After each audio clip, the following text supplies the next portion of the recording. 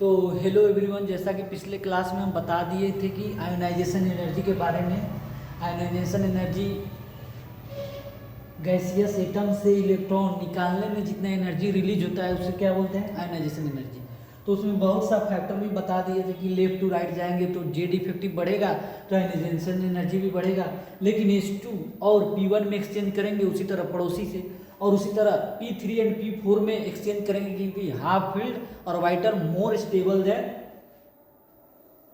Other, मतलब just उसके other से हाफ फील्ड का और फुल फील्ड भी स्टेबिलिटी ज़्यादा होता है।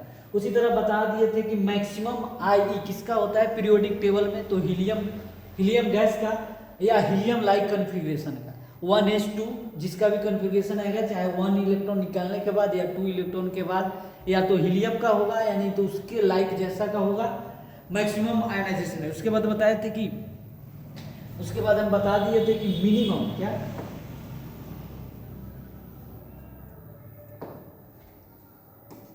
मिनिमम आई किसका होता है कि पीरियोडिक टेबल में, या क्या बोलते हैं पीरियड में अगर चलेंगे तो क्या बोलेंगे उसको अल्कली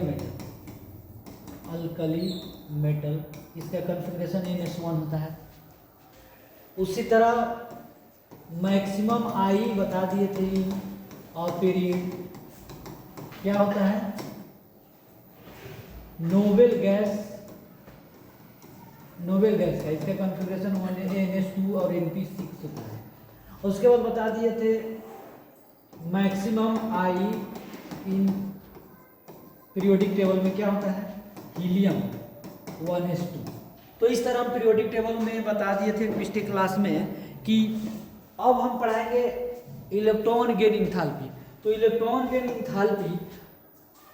गेन इंथैल्पी का मतलब होता है वहाँ था इलेक्ट्रॉन निकालने में जो एनर्जी लगा, यहाँ पे इलेक्ट्रॉन का एडिशन करेंगे, जो इलेक्ट्रॉन का एडिशन करने में जितना एनर्जी लगेगा उसको क्या बोलते हैं electron gain enthalpy.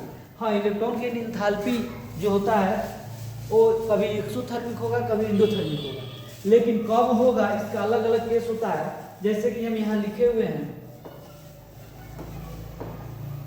Electron addition of first electron, जैसे फर्स्ट इलेक्ट्रॉन अगर ऐड करेंगे, जैसे X गैस है इसमें फर्स्ट इलेक्ट्रॉन ऐड किए हैं तो ये कौन सा होगा एक्सोथर्मिक। क्या होगा एक्सोथर्मिक यानी डेल्टा H निगेटिव आएगा, तो एडिशन ऑफ फर्स्ट इलेक्ट्रॉन, लेकिन उसके बाद जो इलेक्ट्रॉन ऐड करेंगे सेकेंड इलेक्ट्रॉन एडिशन वो इंडोथर्मिक होगा। इंडोथर्मिक भी और ग्रुप 2 और ग्रुप 18 एंड नाइट्रोजन के लिए भी इंडोथर्मिक होता है। और formation of poly negative ion उसका भी इंडोथर्मिक होगा। और पॉली निगेटिव आयन जैसे जिसे हम बता रहे हैं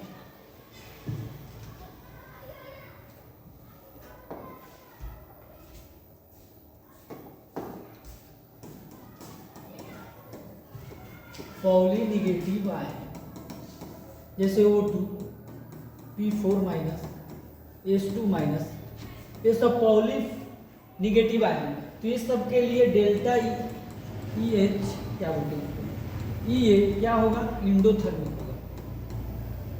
इंडोथर्मिक यानी किसके लिए इंडोथर्मिक होगा, तो एक बार हम सीधे यहाँ लिख दे रहे हैं कि ये लेकर हम ऐसा लिख दे रहे हैं first addition of first electron addition जो होगा क्या होगा एक्सोथर्मिक। उसी तरह सेकेंड इलेक्ट्रॉन एडिशन क्या होगा endothermic.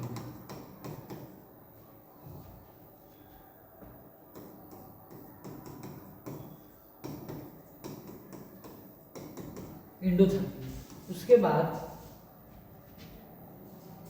Group number 2 group number 18 and nitrogen के लिए क्या होगा ये भी इंडोथर्मिक होगा। और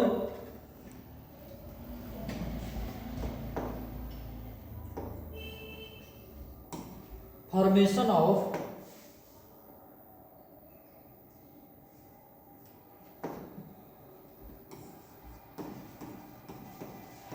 formation of Pauli negative and like O2 S2 P2 N2 ये सब क्या होगा, ये भी इंडोथर्मिक होगा। तो इस तरह हम इलेक्ट्रॉन एफिनिटी का, चूंकि हम इसमें ज़्यादा नहीं है और फैक्टर पढ़ेंगे। फैक्टर में भी हम पूरा नहीं पढ़ेंगे। जैसा कि हम बताए थे कि पीरियड, यहाँ पे लेफ्ट टू राइट जाने पर पीरियड में जेड इफेक्टिव इंक्रीज करता है, तो ये भी इंक्रीज होगा जनरली। यहाँ पे ग्रुप में बताए थे जेड इफेक्टिव डिक्रीजेज या साइज इंक्रीजेज, तो ये क्या होगा, डिक्रीजेज। हाँ, अब इसमें बहुत इंपॉर्टेंट ऑर्डर होता है, वो हम आगे लिखा है।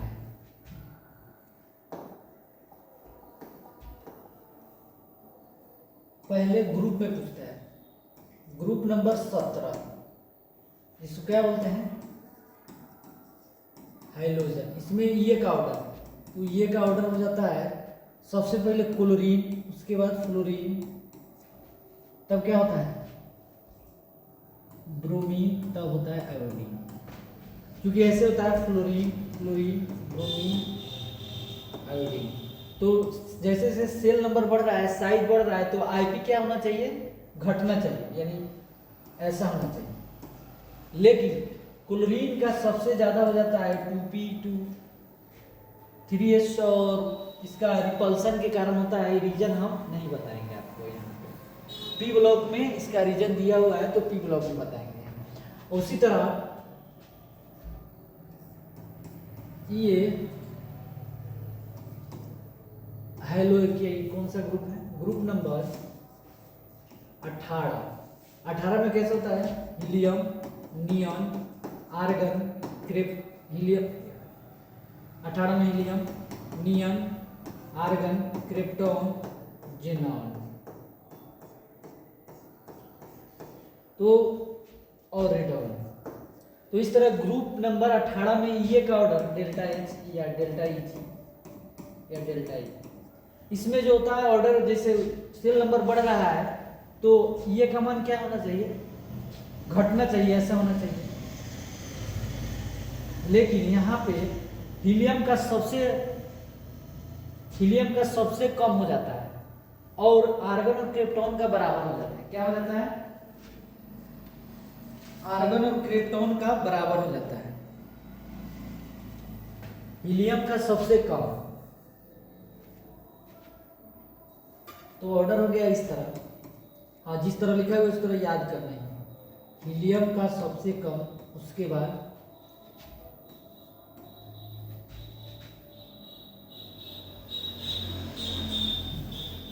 जैसे helium neon argon krypton xenon radon ऐसा लिखा हुआ था, तो इसमें सबसे कम हो गया हीलियम का। चलिए, सबसे कम, उसके बाद रेडॉन, उसके बाद जेनॉन, उसके बाद क्रिप्टॉन, उसके बाद क्रिप्टॉन और आर्गन का बराबर हो जाता है, उसके बाद सबसे ज्यादा होता है नियॉन का। इस तरह होता है ग्रुप नंबर 18 का ऑर्डर। नियॉन का सबसे ज्यादा होता है, ये मिनिमम हो जाता है और ये मैक्सिमम। ये पी ब्लॉक के चैप्टर में दिया हुआ है डाटा वाला, तो इस डाटा को याद करना है कि ऑर्डर बना दिए हैं कि इस तरह होता है। उसके बाद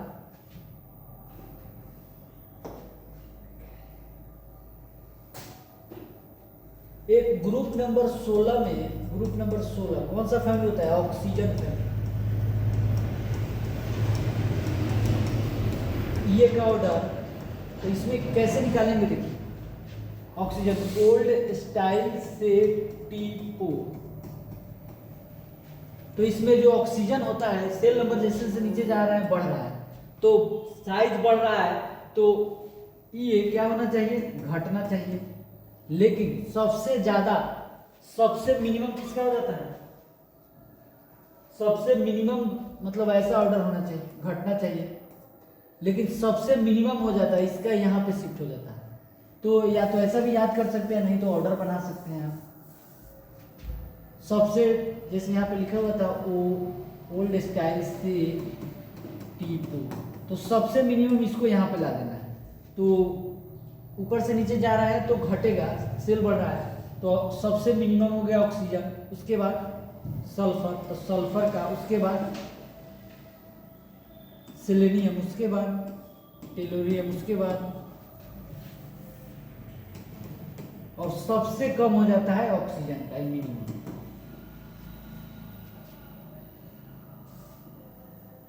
तो इस तरह हम ग्रुप 16 का ये का ऑर्डर होता है। हाँ, लेकिन पी ब्लॉक में भी पढ़ना है।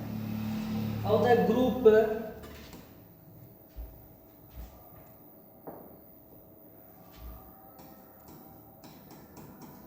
पीरियड सेकेंड का। सेकेंड पीरियड का हम ऑर्डर निकालेंगे। सेकेंड पीरियड में कौन कौन सा एलिमेंट है?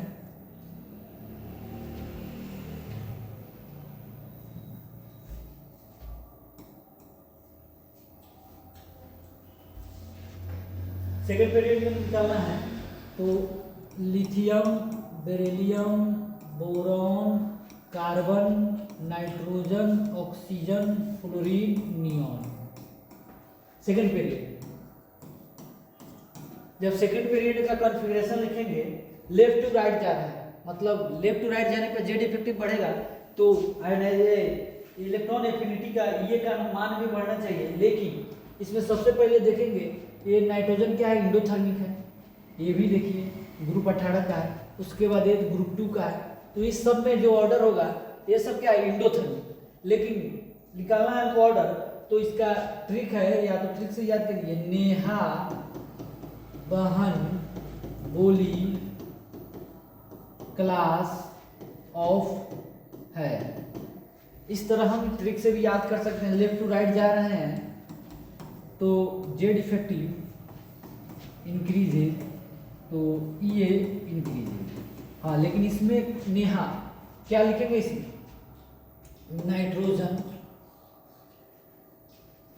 नेहा बढ़ाना है, नेहा, बहन, बी, बहन जरूरी नहीं है कि जिस तरह लिखा हुआ है उस तरह, नेहा बहन, बहन में ना रहा है, बहन, बोली, इसको नीचे लिखो, नेहा, जो फुल फील्ड है आगे आगे, नेहा, बहन, बोली, नेहा, बहन, बोली, क्लास सी, ऑफ है। तो इस तरह होता है नेहा, बहन, बोली, क्लास ऑफ है।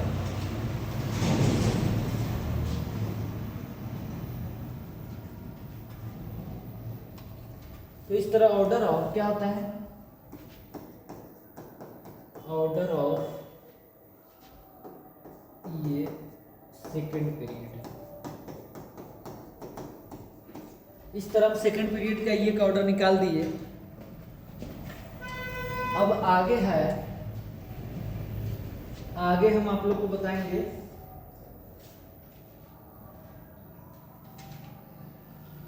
ये आगे बताएंगे इलेक्ट्रॉन निगेटिविटी। इलेक्ट्रॉन निगेटिविटी तो इसमें जैसे जिस तरह हम लिख रहे हैं उसी तरह याद कर लीजिए। लेफ्ट टू आर पीरियड में बढ़ता है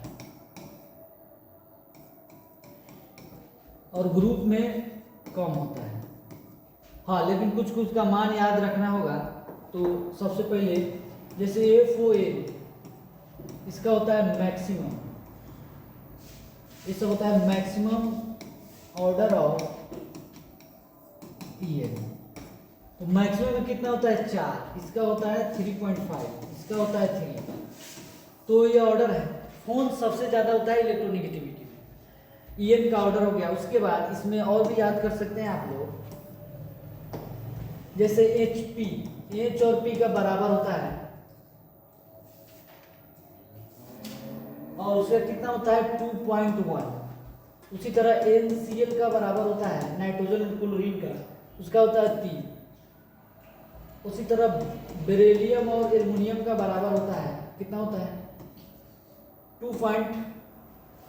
1.5। उसके बाद काशी में होता है 2.5। तो इस तरह आप EN का ऑर्डर याद कर सकते हैं, बस इसका ज़्यादा इस्तेमाल नहीं है। EN जो होता है ऑर्गेनिक में इसका ज़्यादा इस्तेमाल है कि EN directly proportional to S character.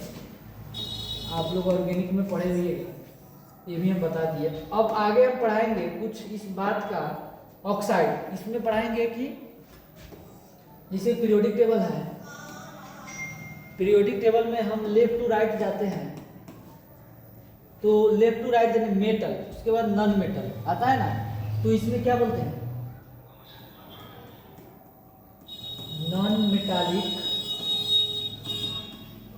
Non metallic character increases.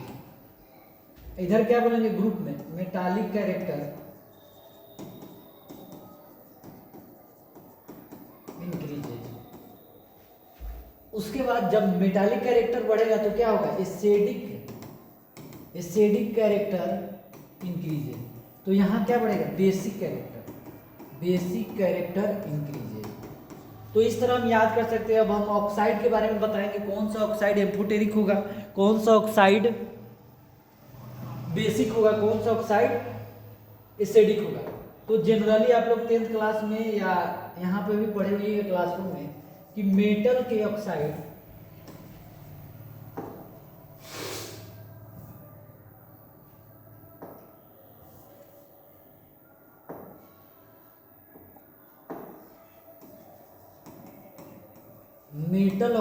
Generally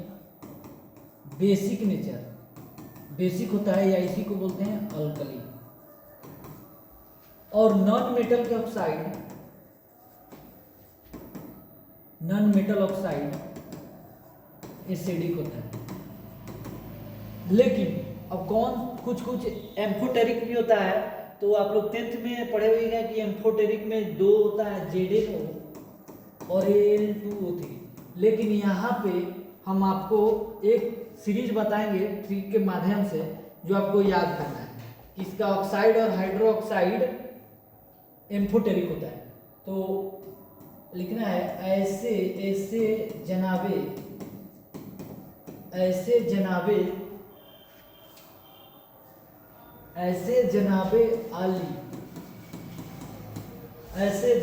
आली सब गाएंगे सुनेंगे। ऐसे जनाबे आली सब गाएंगे सुनेंगे पंजाबी गाना। पंजाबी गाना के बाद कीर्तन भी सुनते हैं। पंजाबी कीर्तन क्या मन लगा के। तो इस तरह हम इसका ऑक्साइड जो भी यहाँ पे नाम लिखेंगे हम, इसका oxide and hydroxide amphoteric होता है। एम्फोटेरिक जिसको हिंदी में बोलते हैं उभयधर्मी oxide. Hydroxide amphoteric, spelling सही लिख देते हैं,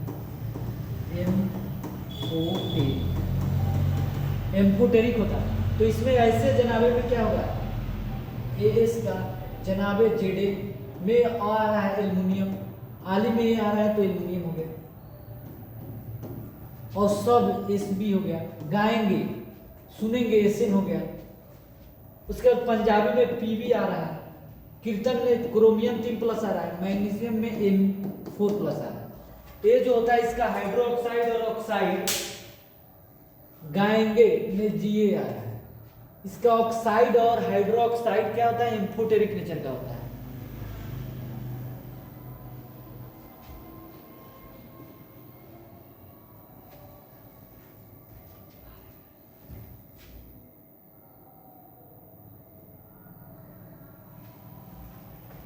क्या होता है तो जिसको लिखना है लिखे ऐसे जनाबे आली सब गाएंगे सुनेंगे पंजाबी कीर्तन मन लगा के इसके ऑक्साइड और हाइड्रो ऑक्साइड एम्फोटेरिक नेचर का होता है।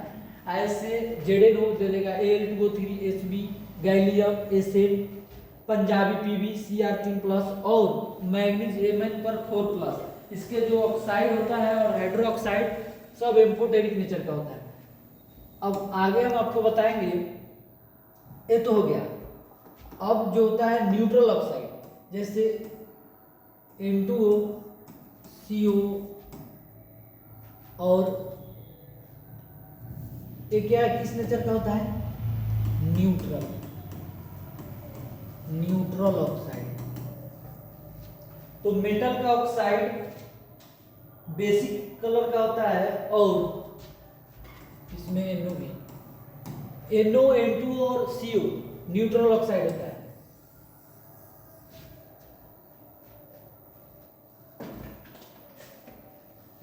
नाइट्रोजन, इसको बोलते हैं नाइट्रस ऑक्साइड, इसको बोलते हैं लाफिंग गैस, इसको बोलते हैं कार्बन मोनोऑक्साइड।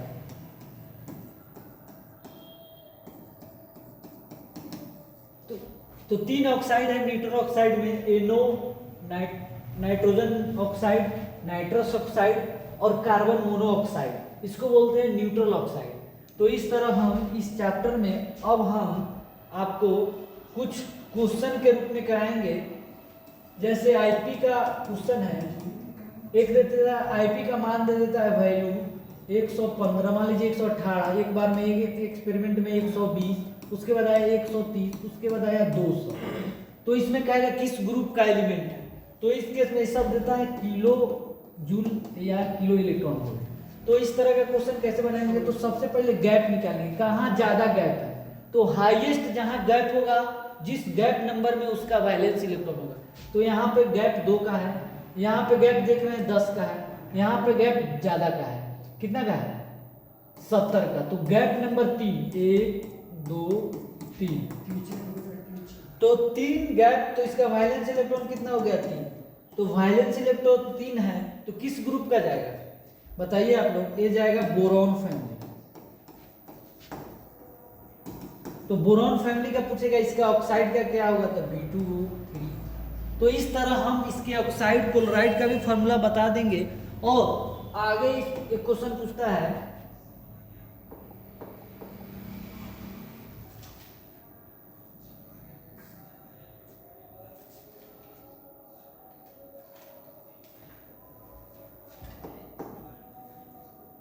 ये वाला क्वेश्चन बहुत बार पूछा है, ये होता है